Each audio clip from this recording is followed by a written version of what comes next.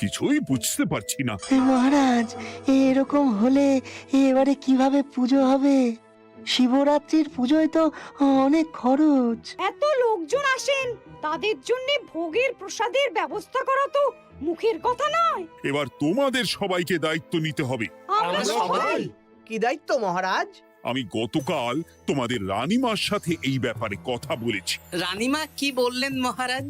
দেখো, তোমরা সব সভাসদেরা যদি মুক্ত হস্তে দান করো আর রাজকোষ থেকেও যতটা সম্ভব অর্থ সাহায্য দিয়ে এবারে পুজো এবং ভোগের আয়োজন তাহলে সুসম্পন্ন করা যাবে। দানের চেয়ে বড় পুণ্যকর্ম আর কি আছে? যে সভাসদ সবচেয়ে বেশি দান করবে তাকে পরে কিছু অর্থ সাম্মানিক হিসেবে দেওয়া হবে। আচ্ছা মহারাজ। তাহলে আজ রাজসভার আলোচনা এইটুকুই রইল, বাকি কথা পরে হবে। বলি গিন্নি, আমি খুব সমস্যার মধ্যে আছি বুঝলে। হ্যাঁ, তোমার তো অর্থের টান ধরলেই আমার কথা মনে পড়ে গো। কি করে বুঝলে? বাবা, বুঝবো না?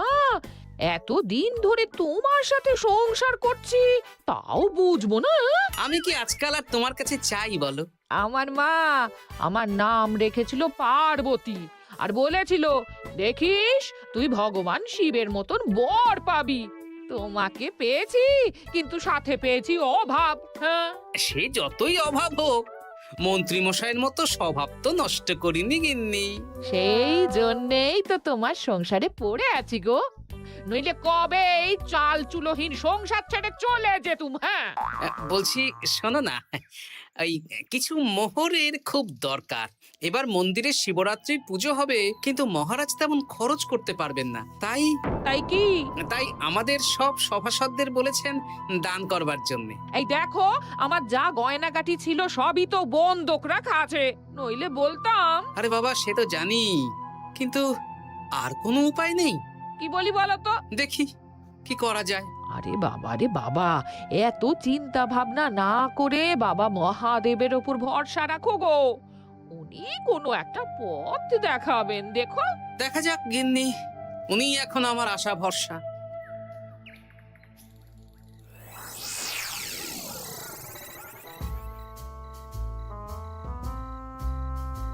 আরে মন্ত্রী মশাই, আপনি তখন থেকে শুধু এদিক ওদিক করছেন কেন বলুন তো? তা কি করব? না, আমরা তো বুঝতে পারছি না আপনার কি হলো। জীবনে অনেক অপমানিত হয়েছি, অনেক মার খেয়েছি, এবার সম্মান চাই। আর কেউ সম্মান না করলেও আমরা কিন্তু আপনাকে বেশ সম্মান করি মন্ত্রী মশাই। তোদের সম্মান আর মহারাজের সম্মানের মধ্যে অনেক পার্থক্য আছে। না, ওই ছোট মুখে বড় কথা বলছি মন্ত্রী মশাই, ক্ষমা করবেন। হ্যাঁ, মহারাজ আপনাকে কেন সম্মান করবেন? সামনে শিবরাত্রি, প্রত্যেক বছরের মতন এবছরেও গ্রামের মন্দিরে রাজবাড়ির তত্ত্বাবধানে পুজো হবে, আর সেই পুজোয় আমাকে দান করতে হবে। তা করুন, আপনার কি অর্থের অভাব নাকি? আরে বাবা, সব অর্থ দিয়েই তো তোদের গিন্নিমার গয়না বানিয়ে দিয়েছি, আমার হাতে আর আছে কই? ও, এই সামান্য ব্যাপার? আপনি মাছের তেলে মাছ ভাজুন। হ্যাঁ, আমিও তো তাই বলতে চাইছি। খোলসা করে বলতো তুই কি বলতে চাইছিস? মানে আমি বলতে চাইছি, আপনি আমাদের দায়িত্ব দিন, আমরা রাজ্যবাসীদের থেকে চাঁদা তুলবো, ভিক্ষে করব। আরো অনেক কায়দা করে অর্থ উপার্জন করে আপনার হাতে দেব, আর সেই অর্থ আপনি নিজের বলে চালিয়ে দেবেন। ব্যাস, তাহলে তো আমার 90% চিন্তাই মাথা থেকে নেমে গেল। ব্যাস, আর কোনো চিন্তা নেই।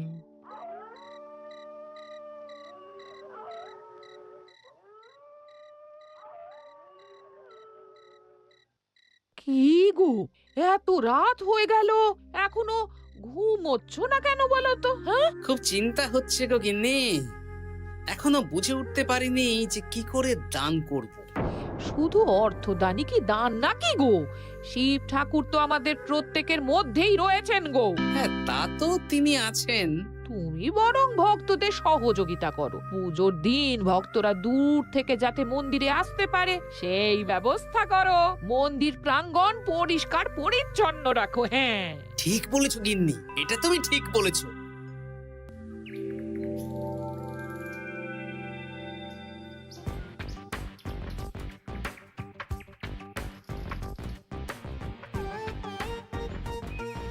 এই যে বাড়িতে কে আছেন? মন্ত্রী মশাই বলুন। তা প্রত্যেক বছরের মতন এই বছরেও তো শিবরাত্রি উপলক্ষে মন্দিরে পুজো হচ্ছে, জানেন তো? হ্যাঁ, সে তো জানি, কিন্তু আমার গিন্নির পায়ে এত ব্যথা যে এবারে আর জল ঢালতে যেতে পারবে বলে তো মনে হয় না। তাতে কি, আপনি দান করুন, বাবা দূর থেকে আশীর্বাদ দিয়ে দেবেন। দান? তা কিসের দান? এত ধুমধাম করে পুজো হবে, তার দান। এ কি, এতদিন ধরে মন্দিরে তো দান দেওয়ার কোনো ব্যাপার ছিল না। এবার আছে। দান করা সবচেয়ে বড় ধর্ম। হ্যাঁ, আমরা বুড়ো বুড়ি খুব অল্প অর্থে সংসার চালাই। আমাদের ছেলে যেটুকু পাঠায় তা দিয়েই চালাই। আমরা আর কি দান করব মন্ত্রী মশাই? দরকার হলে কদিন না খেয়ে থাকবেন, বাবার নামে উপোস করবেন, আর যে দান করবে না আমি তাকে এই রাজ্যে থাকতে দেব না। ওরে বাবা রে, দিচ্ছি দিচ্ছি দিচ্ছি। আর শুনুন, এই দানের ব্যাপারটা যেন 5 কান না হয়, নইলে কিন্তু। ওরে বাবা, না না না, ঠিক আছে ঠিক আছে। আজকে সারাদিনে ভালোই রোজগার হয়েছে, কি বলিস বটা? হ্যাঁ, কালকে আবার সারাদিন চাঁদা তোলা হবে। চাঁদা নয়, বল চাঁদার নামে দান তুলছি। হ্যাঁ, আর যা ভয় দেখাচ্ছি, কেউ ভয় মুখ খুলবে না। এই তো যাই, এরকম চলতে থাকলেই আমাকে সেরার সেরা দানি হওয়া থেকে কেউ আটকাতে পারবে না। এই তুমি এই ভর দুপুরে বস্তা কাঁধে নিয়ে কোথায় যাচ্ছ গো? একটু জঙ্গলের দিকে যাচ্ছে গিন্নি, শুকনো কাঠ নিয়ে আসি। পুজোর দিন তো ভোগের রান্না করতে জ্বালানি লাগবে, দেখি শুকনো কাঠ নিয়ে রাজবাড়িতে দিয়ে আসবো। বেশ বেশ বেশ, যাও। হে দেবাদিদেব মহাদেব, তুমি একটু দেখো বাবা।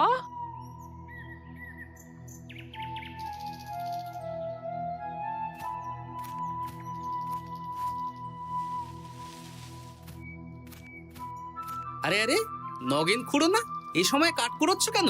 কি আর করব গোপাল, কাঠ কুড়িয়ে নিয়ে যাচ্ছি, এবার এগুলো হাটে বেচবো। সে কি গো, তোমার ছেলে তো শহরে চাকরি করে বলেছিলে, এ মাসে সে অর্থ পাঠায়নি? সে তো পাঠিয়েছিল বাবা, কিন্তু আর ভাগ্যের পরিহাস, কি বলবো বলো। কি হয়েছে, কোনো সমস্যা নাকি? না না না, সমস্যার কথা জানানো যাবে না, জানালেই আমাদের বিপদ। আরে কি হলো, চুপ কেন? কি গো খুড়ো, কিছু বলো। কাউকে বলবে না তো বাবা? না না, বলো না, আমি কাউকে বলবো না, আমাকে বিশ্বাস করতে পারো। আসলে আজকে সকালে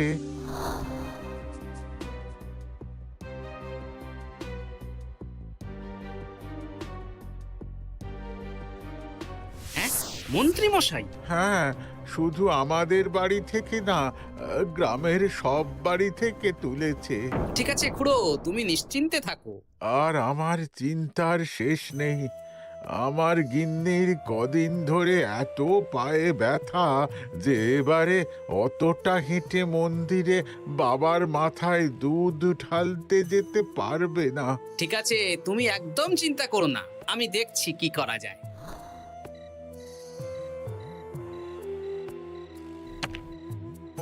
প্রহরী, এটা ভাড়ার ঘরে রেখে দিয়ে এসো। বলো গোপাল দিয়েছে, ভোগ রান্নার সময় জ্বালানি লাগবে তো, তাই এই কাঠ দিয়ে গেলাম। আচ্ছা গোপাল দাদা।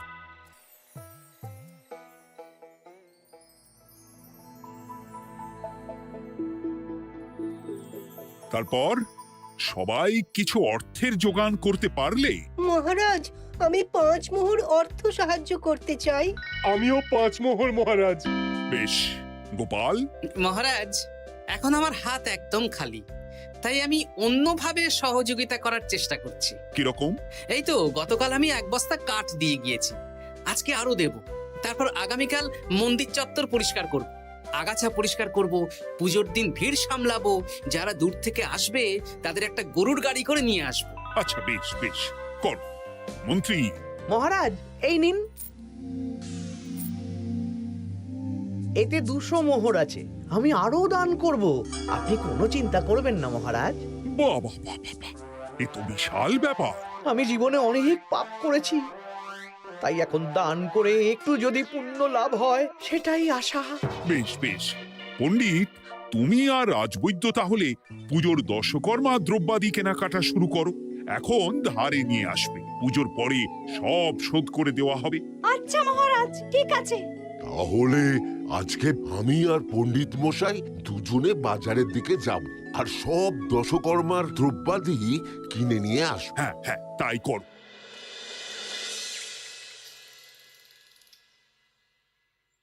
এই ঘটা পুঁটির বাবা একটা কানা করিও চাঁদা দেয়নি। হ্যাঁ, আমার মাথায় একটা বুদ্ধি আছে। কি বুদ্ধি?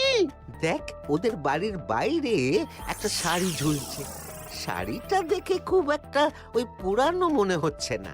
ওটা হাত সাফাই করে বাজারে বেচে যা অর্থ পাবো সেটাই মন্ত্রী মশাইকে দেব, তাই তো? একদম তাই।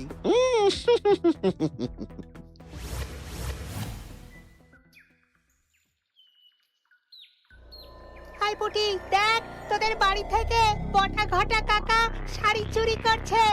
হ্যাঁ তাই তো। ন্যাপলা,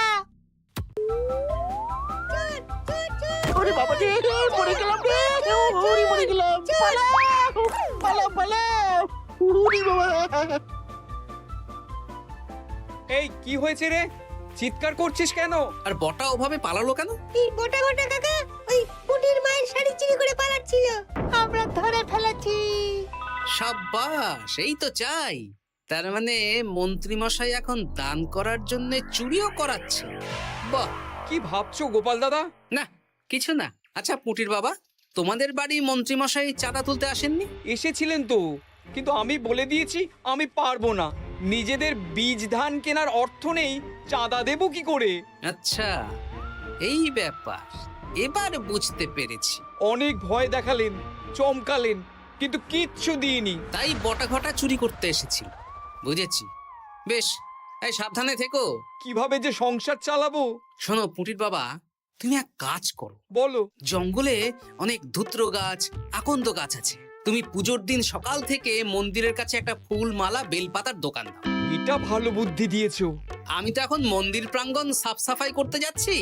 আমি বরং কাজের ফাঁকে তোমার জন্য একটা ছাউনি দিয়ে মন্দিরের কাছে দোকান বানিয়ে দেব। তাহলে তো খুবই ভালো হয়। এই পুটি, তোরাও আমার সাথে চল, হাতে হাতে সাহায্য করবি। চল চল চল। চলো গোপাল দাদু।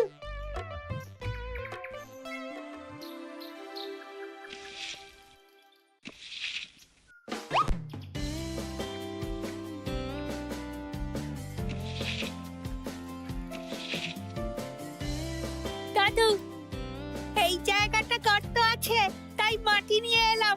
এই তো বুদ্ধিমান ছেলে, এবার ঢেলে দে। ব্যাস, এখানটা এবার ঠিক হয়ে গেল। দেখি এবার মন্দিরের পিছনের দিকটা একটু পরিষ্কার করে দিই।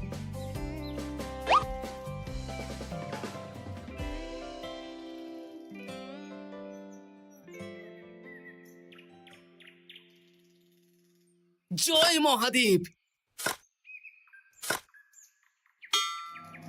কি কিসের আওয়াজ হলো? হ্যাঁ দাদু, কিরকম একটা টং করে আওয়াজ হলো। দেখি তো। আরে বাবা, এটা ঘোড়া মনে হচ্ছে। হ্যাঁ তাই তো মনে হচ্ছে। জয় মহাদেব। বের করো বের করো। এই তো।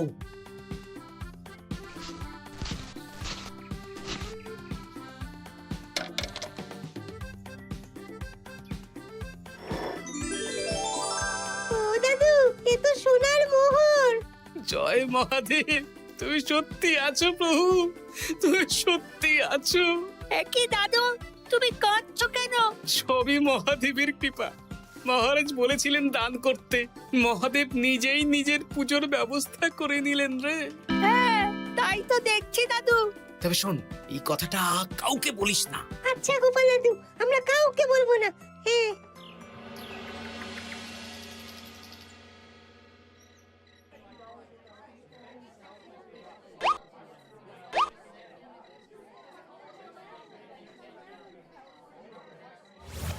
এবার আগামীকাল পুজো।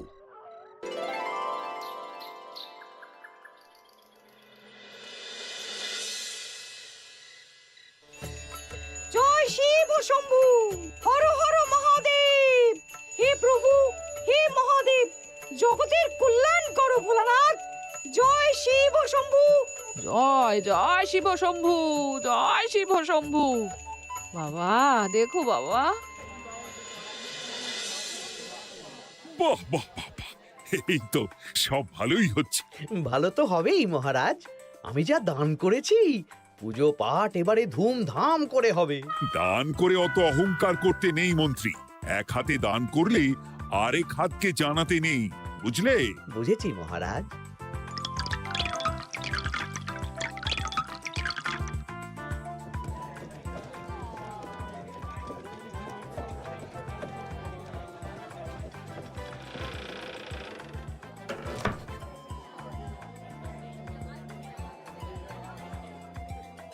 আসুন খুড়িমা, আপনি আসুন। সত্যি গোপাল, তোমার মতো মানুষ হয় না।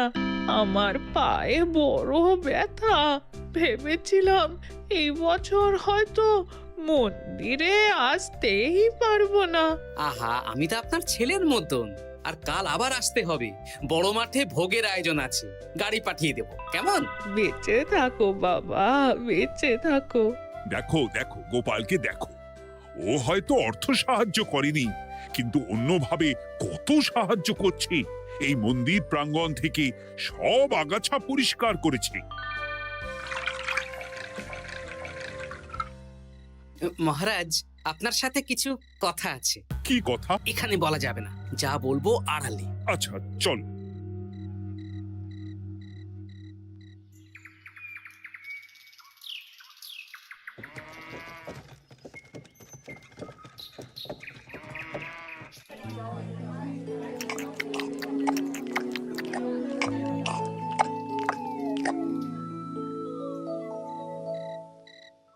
আজ সান্ধ্য সভায় সবাইকে আমি ডাকলাম, তার একটাই কারণ। কি কারণ মহারাজ? কি বলবেন আজ? গতকাল শিবরাত্রির পুজো আর আজ বেলার পুজোর ভোগ গ্রহণ পর্ব বেশ ভালোভাবেই সুসম্পন্ন হলো। এতে আমি খুব খুশি ও শান্তি পেয়েছি। তাই মহারাজ আমাকে সম্মান প্রদান করবেন, তাই তো? আমার মনে হয় আমি সবচেয়ে বেশি দান করেছি। না, তুমি তো কোনো নিঃস্বার্থ দানই করনি। মানে আমি যে কত মোহর দিলাম। ওগুলো তো লোকজনকে ভয় দেখিয়ে দানের নামে চাঁদা তুলে দিয়েছো। সেরেছে, সব জেনে গেছেন। হ্যাঁ, সেই জন্য সম্মান নয়, তোমাকে শাস্তি দেওয়া হবে। ওরে বাবা রে, ভুল হয়ে গেছে, ভুল হয়ে গেছে। ক্ষমা করুন মহারাজ, ক্ষমা করুন। এসব ক্ষমার অযোগ্য ভুল। যাই হোক, মহাদেবের কৃপায় মহাদেবের পুজো হয়েছে। তুমি যে অর্থ লোকজনের কাছ থেকে তুলেছিলে সেটা লোকজনের মধ্যেই বিলিয়ে দেওয়া হবে। তাহলে পুজোয় যা খরচ হলো তার বকেয়া কিভাবে মেটাবেন? সেটার ব্যবস্থা তো স্বয়ং মহাদেব করেছেন মন্ত্রী মশাই। হ্যাঁ, মহাদেব কিভাবে? আমি একদিন বিকেল বেলা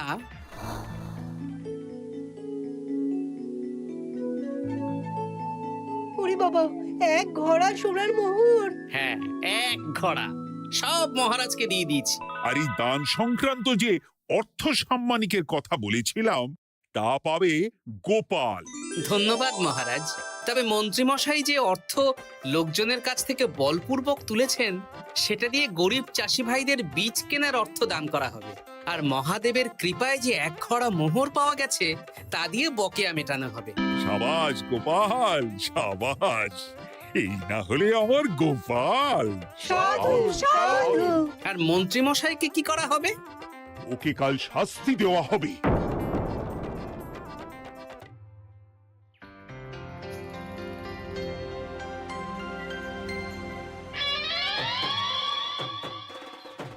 ও মহাদেব, ও শিব ঠাকুর, আমাকে ক্ষমা করে দিন, ক্ষমা করে দিন আমাকে। ওসব না বলে একবার কান ধরে উঠবস করুন আর একবার করে বলুন, জয় মহাদেবের জয়। জয় মহাদেবের জয়, জয় মহাদেবের জয়, জয় মহাদেবের জয়। সবই মহাদেবের দান।